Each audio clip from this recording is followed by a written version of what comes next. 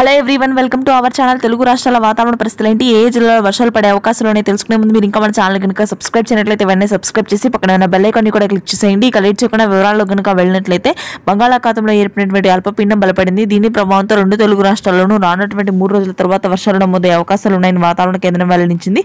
అయితే ప్రస్తుతానికి కూడా ఉపరితల ఆవర్తన ద్రోణి బలపడడంతో ముఖ్యంగా ఉత్తరాంధ్ర, ఉత్తర తెలంగాణ జిల్లాల్లో వర్షాలు నమోదు కానున్నాయి.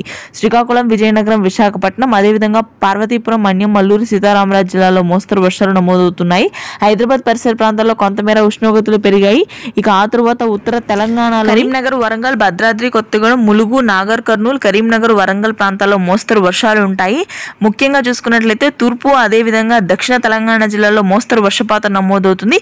ఇక రాయలసీమ వ్యాప్తంగా ఈ రోజు వర్షాలు నమోదు కానున్నాయి. గత వారం రోజులుగా పెరుగుతున్నటువంటి డెఫిషియన్సీ తగ్గనుంది. ముఖ్యంగా రాయలసీమలోని అనంతపురం, పుట్టపర్తి, సత్యసాయి, కర్నూలు జిల్లాల్లో ఈ రోజు రాత్రికి వర్షాలు నమోదు కానున్నాయి. ఈ వర్షాలు తెలంగాణ జిల్లాలకి, ముఖ్యంగా దక్షిణ తెలంగాణ జిల్లాలకు విస్తరించే అవకాశం ఉంది.